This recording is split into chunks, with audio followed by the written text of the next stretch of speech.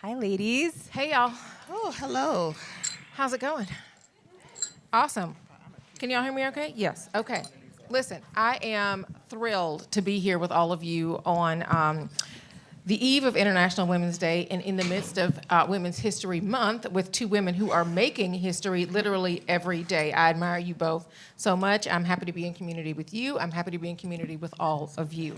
Tarana Burke is a lifelong activist, best known for being the founder of the MeToo movement, and Elaine Welteroth is a journalist, judge on Project Runway, and founder of birthFUND. Welcome, ladies. Thank you so much to both of you for being here.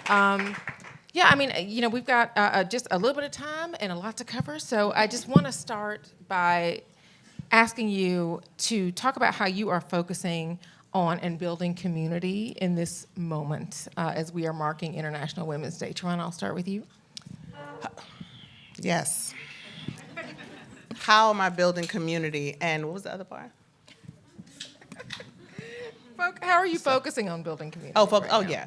I mean, I think our work is generally about building community, right? And MeToo International, which is the organization that we have, is about supporting survivors. And we always talk about, like, our mantra is healing in action. So making sure survivors have the resources they need to heal and taking action to end sexual violence. We have to do that in community. But the last year, we took that to another level. And, people always sort of engage survivors from a place of pity. And all I ever see is power. So we started focusing on building power. And we had it's always been sort of a dream of mine that survivors would be seen as a constituency in this country. I mean, there's so many of us.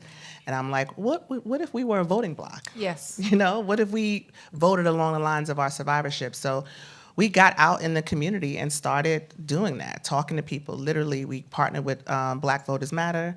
And if people are not familiar, you should look them up. It's an electoral justice organization.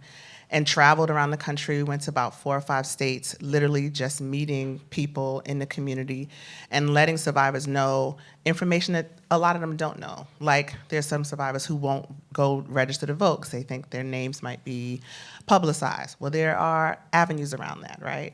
ACP is a avenue in most states. So we took that into the community to teach people about that.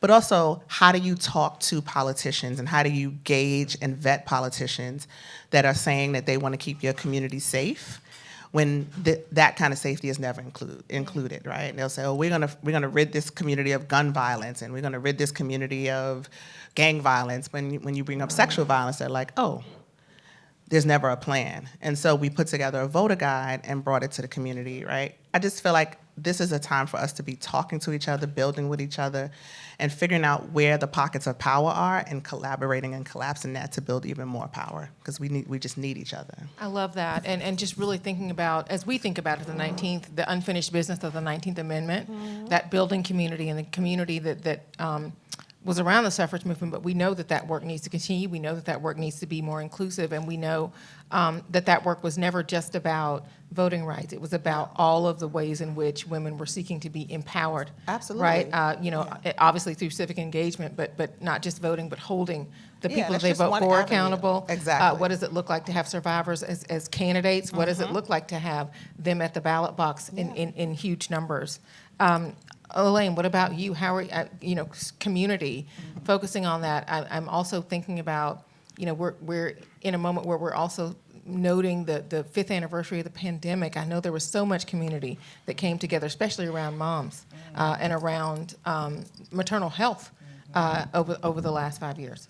Well, I would just say, as a new mom of 2 and as a new founder, I've never been more intentional about building community than I am now. In my personal life, in my professional life, like, very personally, very real. I would not be here if my community was not rallying around my family to look out for my kids. Right now, we literally have a block where I have, like, friends rolling through at different time slots to help with, and a nanny, thank God for child support, but or child care. But so I wouldn't be able to do what I do without the community that I've poured into for years and that is pouring into me in ways that I've never needed before now. And I think that sort of spirit of like, it's on us to take care of us is really what I built birthFUND with. And that is our mantra. It's on us to save us. And I think it's never been more true than this moment that we find ourselves in now. And I feel really, really heartened in a depressing time such as this that we find ourselves in as women of color, as people who care about progress in the world. It can feel very alienating and lonely and isolating, but where I find power is in community. And I built this community support platform and fund for around mothers who will support other mothers. Yeah. It is as simple as that. It is about funding families with what we have in community. So I don't, with the changing tides of politics, it doesn't shake me because the same community that cared yesterday cares tomorrow. And actually that community is going to become stronger together because we are looking around and trying to find who has my back. And where that those pockets of safety are, there will be investment to follow. And that's what I'm really excited about in this moment when you talk about community. I think community is like, who's going to feed you and who are you feeding? That is such a good point. And the safety that we are able to find in community, and community being just really active. It's about showing up. Yeah. And you're seeing people showing up. And that is important because, look, we are in a climate where we're seeing diversity, equity, and inclusion efforts being targeted, right? I know that so many of the folks that both of you all work with, both of you all help, are folks that have been historically marginalized in our society. And so I'm wondering, what concerns you most about this shift, particularly as we also approach the 5-year anniversary of a racial reckoning that helped to expand those efforts? That's absolutely right. Sure, reckoning is air definitely quotes. Hard on the air quotes. That has helped to expand those efforts, but that's absolutely not the moment that it feels like we're in now. Well, I have my take on DEI even before this was maybe a little bit different. I don't know if it's controversial or not. Keep it real. It's okay. But I've said this. I said it. I did a book with Brene Brown a few years ago, and in the conversation in the beginning, I talked about the fact that I don't trust your DEI efforts if you're not invested in our humanity. And I think, right, and I think the reason why it's so easy for people to release DEI, to abandon and whatever, is because they were never invested in our humanity to start with. And we have a problem in humanity right now. Like this, I don't even want to get on that. That's my other. But I think, and so when you say what concerns me most, it's that. It is what I'm seeing happen across humanity. The lack of community that is unfolding in front of our eyes, but also this like deep hatred and vitriol that we're experiencing has been building over time. So I'm really unnerved by this collapsing of humanity that we're seeing, that we have been seeing creeping, and now it just feels like it's taking leaps and bounds. And it's going to take something. It's no DEI program that can save that, right? So even if they reinstated it, you've all shown your skirt now. Like, we've seen you, right? We know exactly what everybody is like, who they are now. We've seen the faces. And so I think the opportunity that exists, though, is because we've seen everybody showing their cards and we see where we are, is that we have to build something new. I don't want DEI back. I want something better. I want us to be invested in each other's humanity as actual human beings that are different, right? I'm a Black human. I'm a mother human. I'm what all the different ways that I'm human, but I'm still human, right? And we should be invested in that and not these other ways, these like arbitrary things where you check in the box about something and you don't really care about the people, because that can slip out of your hands like we've seen. Like we are seeing, absolutely. Yeah. Elaine, what would you add to that? What's concerning you about the shift that we're seeing in this country right now? Well, I think similarly, I saw this coming. I think we've all seen this coming, right? But it still keeps me up at night. I don't think I anticipated the whiplash being this intense. And, you know, I had the opportunity around 2021, I was a diversity hire. I will just go ahead and say it, for a major television show, morning show. And it was very eye-opening to me back then, because I had always lived in, yes, I had always existed in the Light bulbs going off for a lot of yeah. Woo! It was my initiation to the rest of America, because I'd always worked in coastal communities, and I think that is very dangerous, because you can sort of insulate yourself with this sense that everybody sees the world similarly to you, and it can feel like we're making more progress collectively than we actually are. And so part of the reason I took this job was because, you know, I knew the people that watch this show don't look like me, and they don't think like me, and I wanted to tap in. I wanted to understand, what is this divide, and how deep is it? And how naive I was. Y'all, they hated me. They did not want to see an intelligent Black woman on their television screen in fashion with a capital F, talking all this woke stuff. They didn't want that. And you know, at the time, I think that I was a risk or a bet in the direction that we would continue moving in this, you know, in the direction of, you know, the racial reckoning of 2020. Furthering progress diversity and equity and inclusion, yes. Absolutely, absolutely. And I was told to do my thing, so I did. They didn't like it. It turned out not to, you know, and actually I was the only one who got the memo, so no one else on the panel really liked it very much either. And it created a volcanic eruption within 30 days of me being on the show. And that taught me, that was a small example, small microcosm of macro shifts that were underway. There was like tectonic plates moving underneath us that you know, you could feel, but you were only seeing evidence of them in little pockets here and there. But over time, now we look back, look how many outspoken, progressive, liberal, Black women who have been deplatformed systematically. And so I saw this shift happening over time. We all felt this happening in different ways, but this is a new low. I think we've reached a new low. And what concerns me is just that I never thought I would bring children into this world. I never thought that I would see people become so apathetic at a time where we need to be more activated than ever.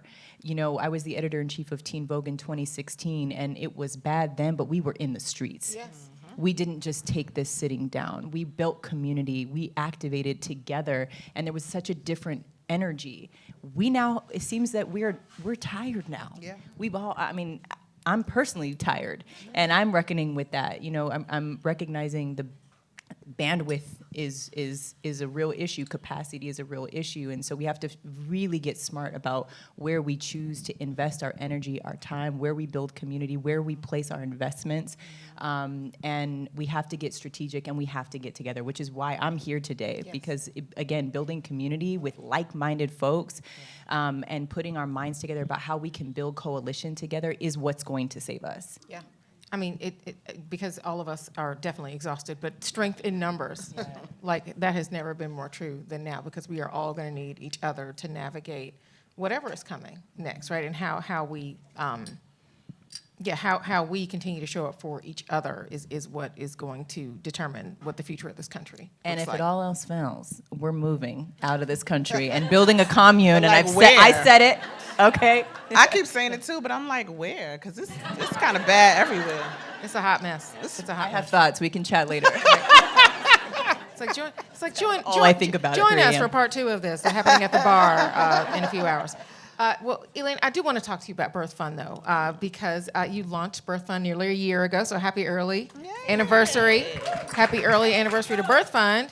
And you know, you were trying to address this great need of mothers and parents in the United States. So I want to ask you about what you've learned in that first year. Has anything about the need changed? The need has only become greater. Yeah. But what I learned is, if you build it, they will come. And they, meaning the support, the community, and I'm telling you, I started this with the deep understanding that in general, this is not a sexy topic. Maternal health is not something that people just lean in and really get excited to talk about. But part of, exactly. But I think from my experience at Teen Vogue and what I learned about how you put lip gloss on, you know, the medicine, right? Like there's a way to do that around this issue area. And I think as a storyteller, I get really excited about reframing an issue to help people understand that this impacts all of us. This is not a fringe issue. And it actually is sexy. And every single one of us in this room has a mother. Any of you don't have a mother? How'd you get here? Okay, how'd you get here? Through a woman's body. And we just there's so much work to be done around opening up the conversation around what women really need when they're going through this transformational rite of passage in becoming mothers. And I personally, you know, it was in this movement that I'm part of was inspired by my personal experience, not finding that support. Right. Even as someone who is well-connected and, you know, I have resources, I speak English, you know, and I couldn't help but think about what does this journey look like for so many women in this country who do not have access to health insurance, who do not speak English as their first language, and who don't have the resources to jump from doctor to doctor when they're being disrespected and their life is on the line. And when you look at the statistics around maternal health, it might be staggering for many of you in this room. I mean, we think of maternal health, you know, maternal mortality as an issue that's affecting people out there, like people in other countries. But this is the deadliest place to give birth in all of the industrialized world. Yep. And we don't want to talk about it or think about it until it's our life that's on the line. And so I want to get ahead of that conversation, and I want to lean into solutions, like not just talking about I hate the fear-mongering around birth, because can I tell you, becoming a mom is the most empowering, the most joyful thing I've ever done in my whole life. It really is. And particularly giving birth to a 9-pound baby at home, unmedicated. That's like, listen, if I do nothing else in my life, okay? That's my calling card. I'm in a cocktail. But that, I could not have done that without the community of Black midwives who made me feel safe, who acquainted me with my power, who helped me find a sense of agency in a process that otherwise strips you of your power. And so this is getting very romantic suddenly. Smooth lighting. Yeah, it's like midwifery, yes. Turn the lights down. I told you guys it was sexy. So in a nutshell, what birthFUND is it's a fund that you can invest in, that your company can invest in, that you can come together with your community and build a network of funders to support families in real time who need access to birth care, and who just can't afford midwifery, which is not covered by insurance in most places, unfortunately, even though it is responsible for saving the lives of women. 80% of preventable maternal deaths would be avoided with midwifery care. Did you hear what I said? 80%. We know that this is a solution that works, and our investment dollars need to follow. And so I just was tired of having this conversation, this fear-mongering conversation, warning Black women about you might die if you give birth. It's like we need to stop accepting that as the status quo. We need to stop accepting that as a foregone conclusion, because it's not. There are solutions, and they're existing community. And so this is an apparatus that it's not just for billionaire philanthropists. We all have the opportunity to be philanthropists. We're making that movement accessible to people. And like I said, my biggest lesson was if you build it, even if you think people won't care, they will come. And I'm so proud to say that, you know, I made calls to folks who I've gotten the chance to know throughout my career, and every single one of them said yes to funding a family, from Serena Williams to, she said, call my husband next. And I did, and he said yes. Alexis Ohanian, Shout out to an John ally. Legend, Chrissy Teigen, Ashley Graham, Carly Kloss, Abby Phillip, the list goes on. Everybody I called, and I made this case to passionately, they said yes. And so this is not something that only I can do. This is something that every single person in this room can do. You can go to your church community, your work community, start these conversations within your women's affinity groups. there is nothing more urgent than keeping mothers alive, especially in this moment where women are being forced into birth and into a broken medical system before they're ready. So. And what you're also talking about, Elaine, is just such a powerful reminder of the power of narrative change. I mean, literally just listening to how you are talking about maternal health and maternal mortality, and something that Black women should not have to accept this as a death sentence as they are trying to become mothers, which is something that is supposed to be it's supposed to be a joyful experience. You talked about some misconceptions around maternal health. What would you say is still a remaining barrier, even as you were making progress and inroads around the narrative change piece, barriers to expanding this access to safe and affirming birth care across the country? I think the main misconception is that you're safer in a hospital. And the reality is when you look at the data, for Black women, the hospital is not necessarily the safest place for us. And so part of the work is destigmatizing midwifery care as a life-saving, affirming model of care that is the default birth care model across the industrialized world. When you look at the data across the globe and you see what is happening in America, why are we so far behind? We are the only country in the industrialized world that does not have midwifery care as our default birth care model. They're getting something right, we're getting it wrong, and it's not to say that this is the one and only magic bullet that's going to save mothers. And there's so many barriers to even getting access to midwifery care in terms of legislation. In some places, it's illegal still, which is wild and archaic. But this ancient form of birth care is holistic. It is patient-centered. It is safeguarding what is sacred about the birth journey. And it's not a luxury. It's truly life-saving. And so I think just helping people understand that this is an alternative option. If you are being met with apathy, with disrespect, with doctors who are treating you like a number, and you see that this is a transactional relationship and you don't feel safe, in the backdrop of a surging maternal mortality crisis, we need to know what our other options are. And I will tell you, I was in my third trimester, I had 8 different doctors that I went through, and I was just like, at this point, I can tell this is not me, this is the system. And I did not know that midwives were an option that I should be considering. I'd always thought, like, that seems like for the hippie ladies. I'm more of a girl boss lady. I don't know. I think I should be doing this in the hospital like my mom did, like all my grandmother, like most of my friends. And so there was a lot of unlearning, a lot of conditioning, like reconditioning I had to go through personally to even get to a place where I could trust my own body to do what it was built to do, and to trust the sacred ancestral birth care practice with women who know when to take you to the hospital if you need to. They know what to do. This is not some, like, I think people think of midwifery as like this, like sorcery, and it's like dirty, and they don't have real training, and well, what happens if something happens to you? They are birth experts.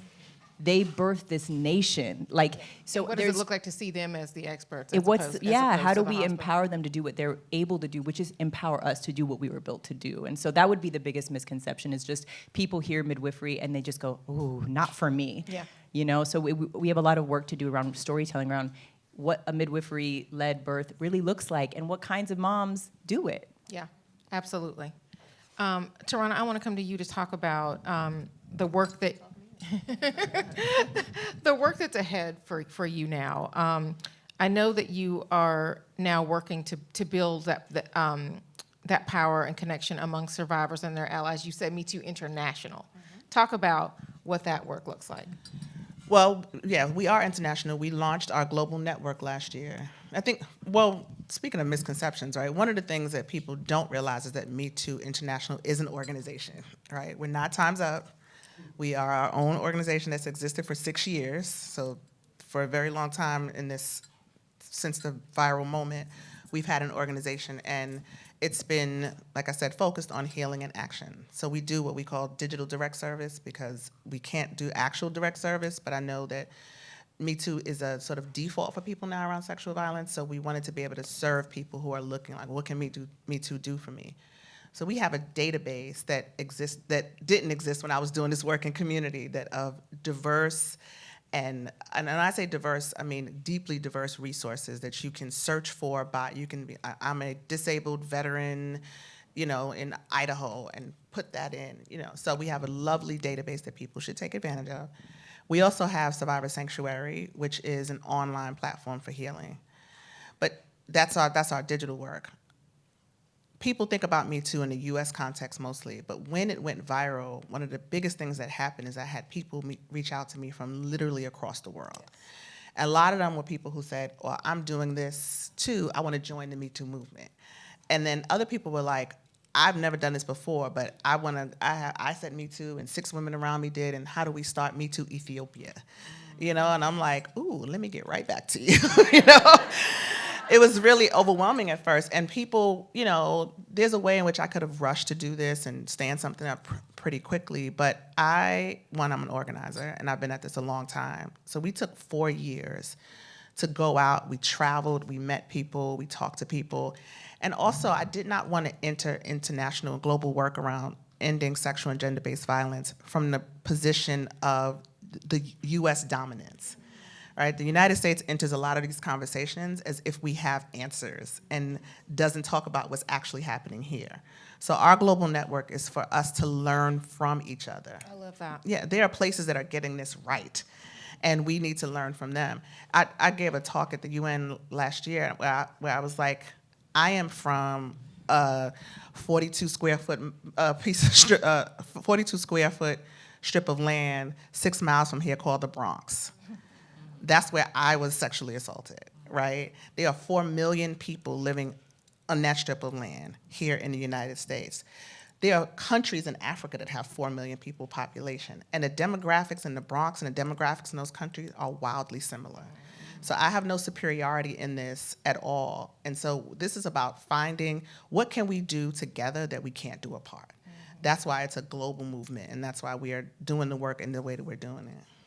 Yeah, I encourage, yes, please, applaud for that.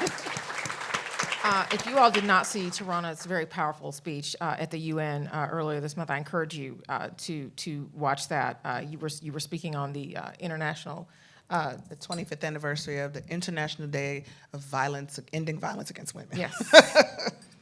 So, but to your point, what our country does to respond to gender-based violence does have an effect on the rest of the world. Can you talk about what that means for our democracy, gender equity, women's safety? Like all of that matters. Listen, one of the things that bothers me so much is the way we talk or don't talk about violence against women in this country, and how it gets couched when you start talking about ending violence against women or violence against women and girls or people across the gender spectrum.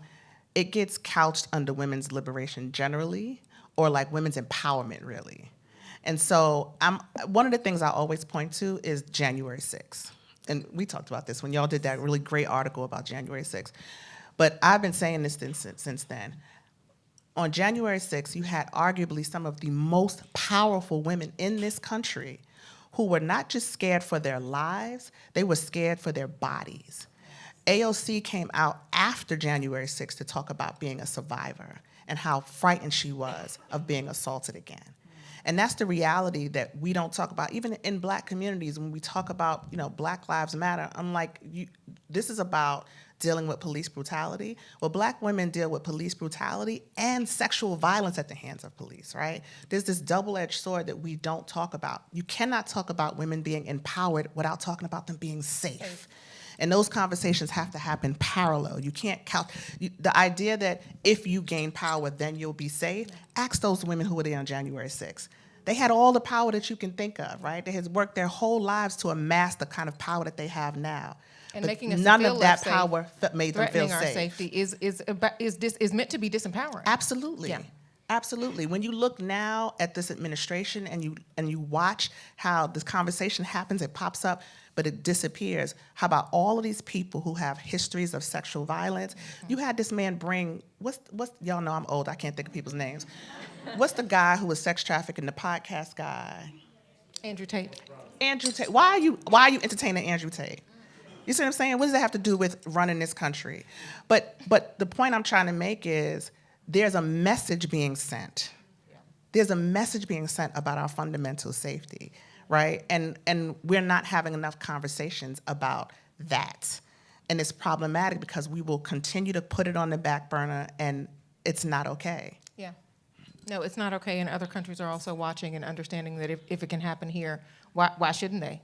Why shouldn't they be allowed to do that somewhere else? Well, I wish that we had so much more time to talk about the work that both of you are doing, because it is simply incredible. But this is also just an invitation for everyone here to spread the word, get involved, find your community, and I think that is where we need to go into International Women's Day doing, and what we should absolutely come out of that day doing, not just in this moment, but just beyond. So thank you both so much for being here with us.